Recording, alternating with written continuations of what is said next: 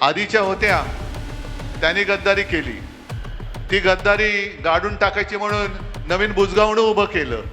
मी जेव्हा मातोश्रीवरती बैठक बोलवली होती तेव्हा मला आदल्या दिवशी फोन केला, नाही मुलीची सोयरीक जुळते, पाहुणे पाहायला येणार आहेत, तर मी काय करू.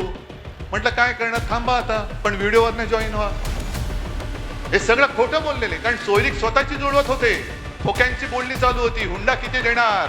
जे नमा खराम मिंद्या तिकडे बसलेले आहेत ते मुख्यमंत्र्यांना विचारणार आहेत. कोणाची हिंमत नाहीये, पण कोणी प्रश्न विचारायचे नाहीत म्हणून फोडाफोडी करत चाललेले आहे. अरे हिंमत असती तर चार्टर्ड विमानाने पडून नसते गेले. तो जिथे दिसेल, आता तो ज्या भाषेत बोलतो त्या भाषेत जाब विचारायचा. जसा मुंबईचा एक गद्दार बोलला, पत्रकारांनाच बोलला तो. मग काही जणांनी एक कोल्हेकुई सुरू केली की शिवसेना संपली, उद्धव ठाकरे फिरत नाहीत. मग म्हटलं मी फिरतोच आणि राहिलेली शिवसेना दाखवतोच, तिची ताकदही दाखवतो. आणि एक लक्षात आलेले माझ्या की संजय आता आपण जे बोललात ते हरामखोर गेलेत, नमक हराम गेलेत, पण कट्टर कडवट शिवसेने एक सुद्धा जागचा हल्लेला नाहीये. काही वेळेला काय होतं की चांगल्या गोष्टीला एक नजर लागते. तसा आपला हा वाशिम यवतमाळ जो मतदारसंघ आहे हा पाहिला तर परंपरागत आपल्या शिवसेनेचा भगव्याचा बालेकिल्ला आहे. कारण या वाशिम जिल्ह्याची निर्मितीच हिंदू हृदय सम्राट शिवसेना प्रमुखांनी केली, आपल्याला माहिती असेल. आणि सातत्याने इथून तुम्ही सगळ्यांनी ज्याच्या हातामध्ये भगवा आहे तो आपला व्यक्ती न बघता मतदान केलं. मग आमदार असेल तर आमदार, खासदार असेल तर खासदार तुम्ही निवडून दिलं. पण नजर लागली, मी म्हणतोय ते एवढ्यासाठी की एक 2-4 वर्षापासून गद्दारीची कीड इकडे लागली. आधीच्या होत्या त्यांनी गद्दारी केली, ती गद्दारी गाडून टाकायची म्हणून नवीन बुजगावणं उभं केलं. ते बुजगावण्याने गद्दारी केली. पण आता मात्र गद्दारीला थारा द्यायचा नाही, नमक हरामीला थारा द्यायचा नाही म्हणजे नाही. कारण मी नमक हराम हा शब्द एवढ्यासाठी वापरतोय, मी मुद्दामून बघितलं की नमक हरामी शिवी आहे का, नाहीये.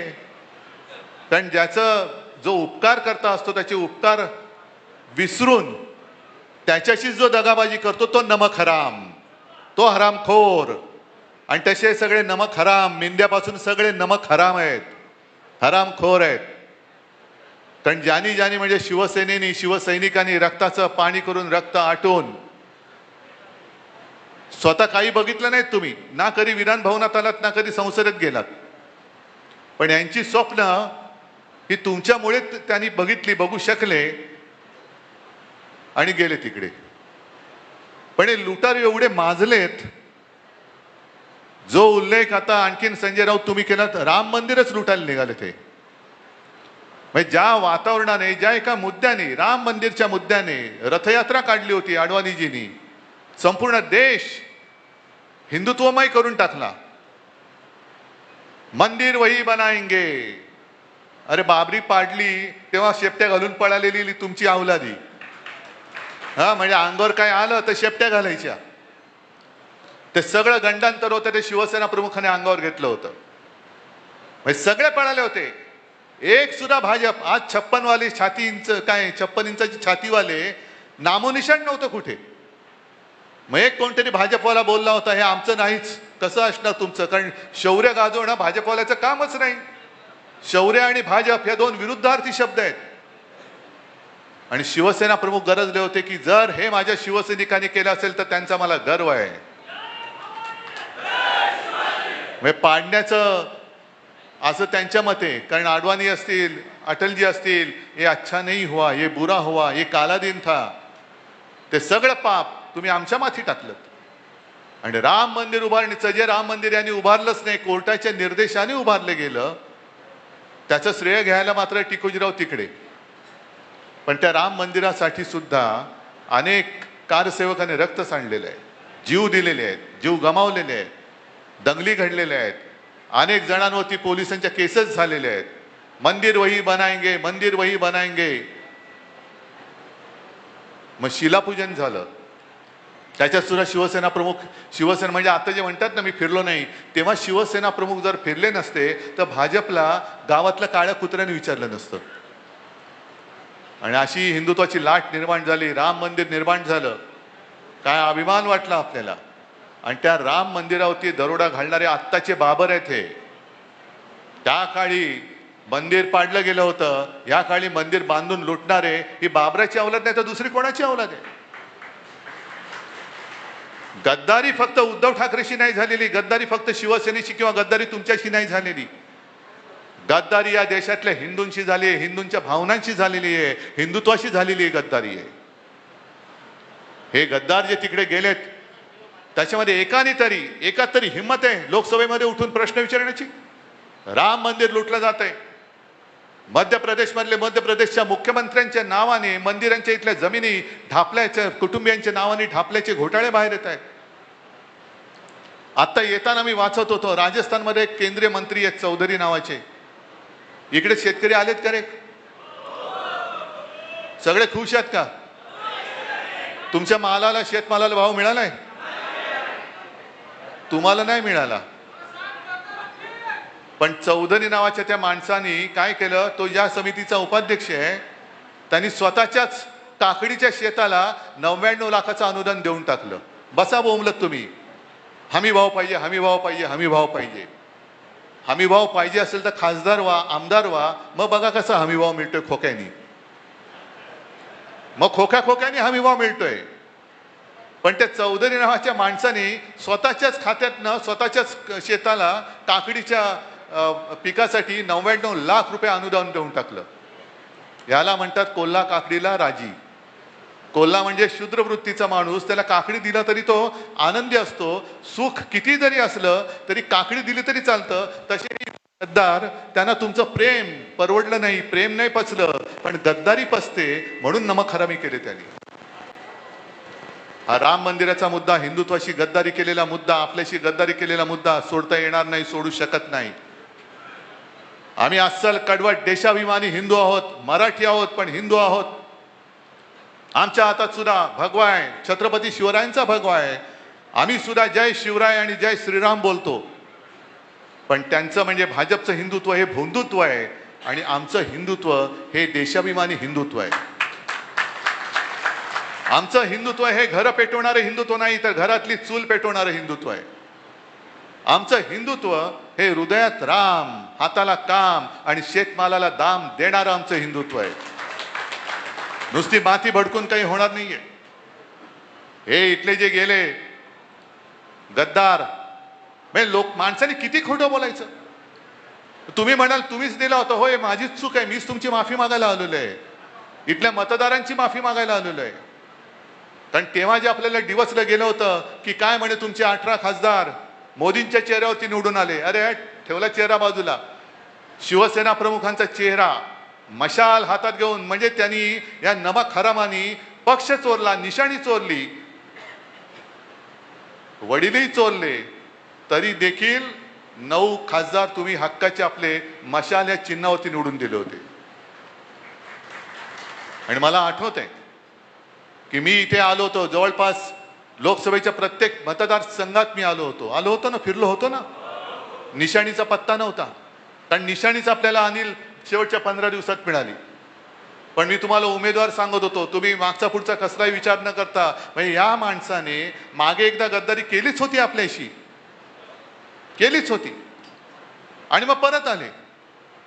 माझ्याकडे ती व्हिडिओ क्लिप आहे, मी आत्ताच्या आधीच्या मेळाव्यात ऐकवली ती. त्याच्यात ते म्युझिक वगैरे म्हणून ती नीट लागत नाही, आवाज येत नाही, पण गदगदलेल्या कंठाने सांगितलं की हिंदू हृदय सम्राट शिवसेना प्रमुख बाळासाहेब यांनी सांगितले की जो माणूस संकटात असेल तिकडे जात पात धर्म न बघता त्याच्या मदतीला धावून जा. आणि आज माझी 82 वर्षाची आई, म्हणजे त्यावेळेला ते म्हणालेत, तिनेही सांगितलं की शिवसेनेसोबत जा. मग त्या मुलाखत करती जी महिला आहे तिने सांगितलं, विचारलं तुम्ही गदगदलेत, तुम्ही ठाकरेंसोबत राहणार का? हो मी ठाकरेंसोबतच राहणार. म्हणजे आईच्या नावाने खोटं बोलताय.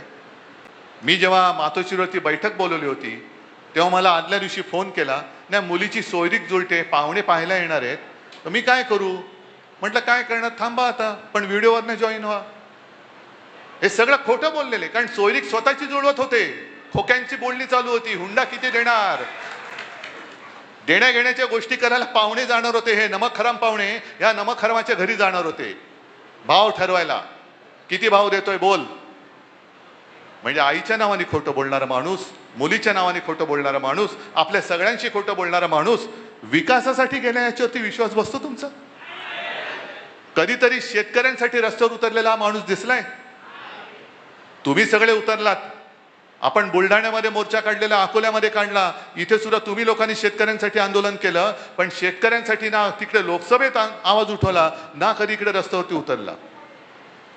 आणि विकास निधीचा सुद्धा तो तक्ता मी नाही मांडला, त्या मुंबई तकच्या साहिल जोशीने मांडलेल्या, पाहिलं का तुम्ही? निधी किती आला आणि निधी किती खर्च झाला. म्हणजे विकास निधी मिळत होता तुम्हाला. बरं, विकास निधी हेच जर का कारण असेल तर मग असं समजायचं का की याच्या पुढे कोणी भाजपच्या व्यतिरिक्त कोणाला मतच द्यायचं नाही, कारण तिकडे विकासच होणार नाही? इथे भाजपच्या छाताडावरती आपला भगव्याचा खासदार निवडून आला, पण भाजपला मतं मिळालीच नाही इकडे. मग त्यांची कामं काय करायची नाहीत? आम्ही हा भेदभाव केला नाही. इकडे माझ्याकडे आजही खासदार आहेत, आजही आमदार आहेत, आमदार तर आहेतच. कोणी काम घेऊन आला तर त्याला कोणता पक्ष विचारत नाही. मुंबईमध्ये सुद्धा कोणी शाखेमध्ये आला, रक्ताची गरज आहे, त्याला विचारत नाही पक्ष कोणता. पटकन शिवसैनिक तयार होतो, त्याचा जो ब्लड ग्रुप असतो त्याच्याप्रमाणे आपला रक्तदाता तयार होतो, आणि तो भला कोणत्याही पक्षाचा असतो, अगदी भाजपचा असला तरी आपल्या निष्ठेचं रक्त त्याच्यामध्ये देण्याचं तो पवित्र काम करत असतो. रक्तदान पवित्र काहीतरी आमच्या माध्यमातून 2 थेंब तरी निष्ठेचं रक्त या गद्दारांच्या अंगामध्ये दिलं पाहिजे. आता हा प्रश्न केवळ तुमचा आमचा नाहीये. जे एक लोकसभेच्या वेळेला यांचा प्रचार चालला होता, अबकी बार 400 पार, कारण यांना मूळ म्हणजे संविधान बदलायचंय. यांना ते डिलिमिटेशनचं बिल जे त्या 2/3 बहुमत झालं नव्हतं ते पास करण्यासाठी मग शिवसेना फोड, राष्ट्रवादी फोड, तिकडे तृणमूल फोड, आणखी नुसती फोडाफोडी करायची. शेतकरी आत्महत्या करतोय. यवतमाळ वाशिम हा पट्टा जास्तीत जास्त शेतकऱ्यांनी आत्महत्या केलेल्या आहेत. लाज लज्जा शरम राज्य करताना कोणाला काही राहिलेलं नाहीये. खोकेच्या खोके घेऊन तुम्ही गद्दाराच्या घरी जाताय. अरे सारी लाखाची मदत माझ्या शेतकऱ्याच्या घरात जाऊन का नाही करत तुम्ही? ज्याप्रमाणे आपलं सरकार असतं आपण कर्जमुक्ती केली होती. मी मुक्ती शब्द वापरतोय, कर्जमाफी नाही. माफी ही गुन्हेगाराला द्यायची असते. माझा शेतकरी गुन्हेगार नाही, तो माझा अन्नदाता आहे, त्याला मी मुक्त करेन. माफ करण्याची तर वेळच येत नाही, कारण तो अन्नदाता आहे. कर्जमाफी हा शब्द माझ्याकडे नाहीये. आणि मी अनेक वेळा विचारलेलं आहे, ज्याप्रमाणे कोणती अटीतटीचा सामना न करता 2 वेळा त्या आपले सेवा केंद्र काय जे आहे सरकारचं तिकडे गेल्यानंतर शेतकऱ्याच्या खात्यात थेट कर्जमाफीचं किंवा कर्जमुक्तीचे पैसे हे जात होते की नव्हते? मग ती कर्जमुक्ती आणि यांची हे कोण मोठे आलेत कर्जमाफी करणारे, कोण तुम्ही? 2019ची कर्जमुक्तीचा लाभ ज्यांना मिळालाय त्यांना ह्या कर्जमाफीचा लाभ मिळणार नाही. काऊन देणार नाही? हे गद्दार उघडणार आहेत तोंड, विचारणार आहेत. जे नमक हराम मिंदे तिकडे बसलेले आहेत ते मुख्यमंत्र्यांना विचारणार आहेत. कोणाची हिंमत नाहीये, पण कोणी प्रश्न विचारायचे नाहीत म्हणून फोडाफोडी करत चाललेले आहेत. आणि शिवसेना ही केवळ आमदार खासदारांपुरती मर्यादित नाही. मी आलेलो आहे, मी तुमच्यासह इथल्या सर्व मतदारांची माफी तर मागायला आलेलो आहेच, कारण मीच तुम्हाला उमेदवार दिला होता आणि तुम्ही माझ्या शब्दावरती विश्वास ठेवून त्याला निवडून दिला होता, म्हणून ह्या सगळ्या गुन्ह्याची माफी मागायला मी आलेलो आहे. पण आणखीन एका गोष्टीसाठी आलेलो आहे की दुर्दैवाने नमक हराम जरी गेलेला असला तरी मी हललेलो नाही. मी तिथेच उभा आहे. मी तुम्हाला न्याय मिळवून देण्यासाठी कटिबद्ध आहे. मी वचनबद्ध आहे.